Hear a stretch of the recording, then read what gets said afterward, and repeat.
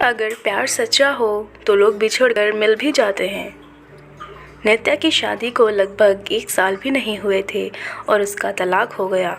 नित्या के घर वालों ने ज़बरदस्ती नित्या की शादी करवा दी थी।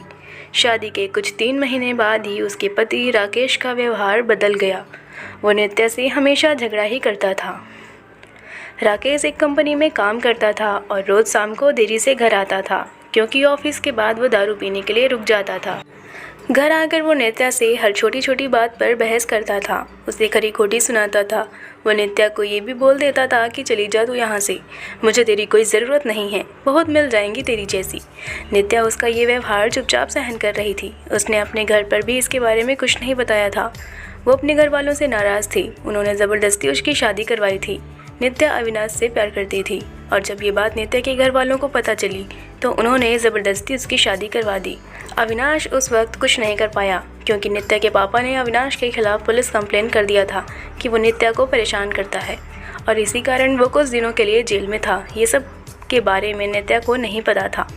नित्या अपनी शादीशुदा ज़िंदगी में बहुत परेशान थी। कुछ महीने ऐसे ही चलता रहा।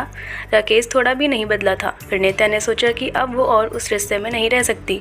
उसने राकेश से तलाक लेने का फैसला कर लिया और फिर उनका तलाक हो गया। तलाक के बाद नित्या ने अपनी मम्मी पापा को सब कुछ बता दिया और उन्होंने नित्या को बहुत डांटा कि क्या हो गया था ऐसा कि तलाक ले लिया, अब क्या करेगी, कहाँ जाएगी, कौन करेगा इससे शादी। ये सब सुनकर नित्या ने उनके साथ रहने से इनकार कर दिया। वो एक छोटी सी कंपनी में काम करने लगी और कंपनी द्वारा दिए घर में रहती थी। उसे कभी कभी अविनाश की बहुत याद आती थी, लेकिन उसने अविनाश से कभी भी संपर्क करने की कोशिश नहीं की। वो सोचती थी कि अब उसे किसी पर बोझ नहीं बनना। वो अपने पैरों पर खड़ा होना चाहती थी। वो अपना पूरा समय अपने काम को देती थी। उसका काम इतना अच्छा था कि 4 महीनों में ही उसका प्रमोशन हो गया और वो एक अपने डिपार्टमेंट की हेड बन गई। प्रमोशन के 1 महीने बाद उसे कंपनी की तरफ से एक मीटिंग अटेंड करने के लिए विदेश जाने का अवसर मिला।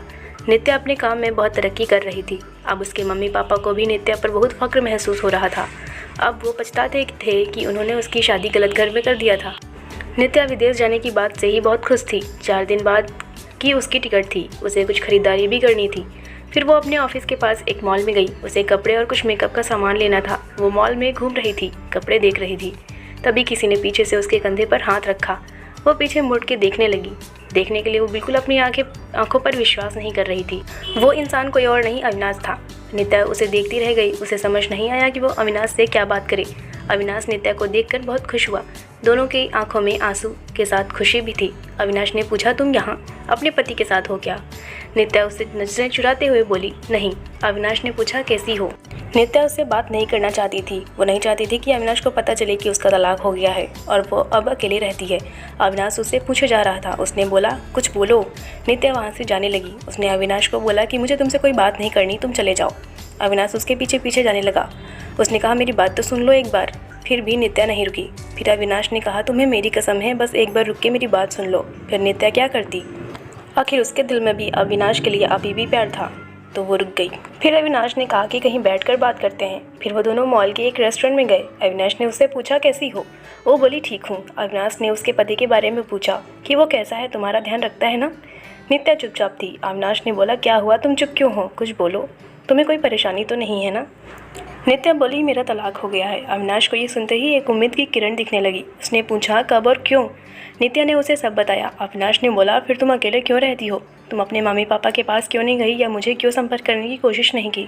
नित्या बोली, तुम अगर मुझसे प्यार ही करते थे तो जब मेरी शादी हुई थी तब क्यों नहीं आए मुझे लेने? कहाँ थे तुम? उस वक्त मैं बिल्कुल अकेली हो गई थी और मजबूरी में शादी हो गई मेरी।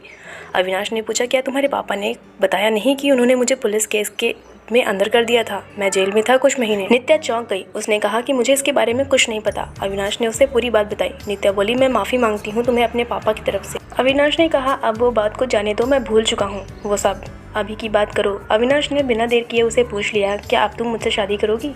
नित्या बोली, क्या तुमने अभी तक शादी नहीं की? अविनाश ने कहा, नहीं, मैं अभी अपने करियर पे ध्यान दे रहा हूँ और यहाँ कुछ काम से ही आया था। अब बोलो, शादी करोगी मुझसे? नित्या बोली, अभी 2 दिन में मैं अपनी कंपनी की तरफ से विदेश जा रही हूँ एक मीटिंग के लिए। उधर से लौटकर इसके बारे में बात करते हैं। अविनाश ने कहा, पहले ही बहुत इंतज़ार किया है, अब और इंतज़ार नहीं होता, लेकिन फिर भी जैसा तुम चाहोगी वैसा ही होगा। दोनों ने अपना फ़ोन नंबर दिया एक दूसरे को और घर के। अविनाश उसे रोज़ फ़ोन करके उसका हाल चाल पूछता रहता था। एक सप्ताह बाद नित्या अपनी मीटिंग खत्म करके लौट आई थी। अविनाश उसे मिलने के लिए बोल रहा था, लेकिन नित्या अपने ऑफिस में बहुत व्यस्त थी। उसने कहा कि हम रविवार को मिलेंगे। फिर वो दोनों रविवार को उसी मॉल में मिले। अविनाश ने पहले उसके मीटिंग और काम के बारे में पूछा कि सब ठीक चल रहा है ना। नित्या ने कहा हाँ सब ठीक है। फिर अविनाश ने उससे शादी का पूछा। तुमने कहा था कि आके बताओगी, शादी करोगी कि नहीं, अब तो बोलो, क्या सोचा है। नित्या तो अविनाश से प्यार ही करती थी और अब उसे मौका मिला था अपने प्यार के साथ पूरी ज़िंदगी बिताने का। उसने हाँ कर दिया। दोनों बहुत खुश थे। नित्या ने अपने घर पर अविनाश के बारे में सब कुछ बता दिया और इस बार उसके घर वाले उसके इस फैसले से मान गए, क्योंकि पहले उनसे एक गलती हो चुकी थी।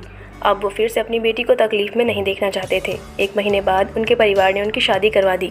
अविनाश ने अपना खुद का एक बिज़नेस स्टार्ट किया था, तो अब नित्या उसके साथ उसके बिज़नेस में हाथ बटाती थी और वो दोनों खुशी खुशी हमेशा के लिए एक साथ हो गए।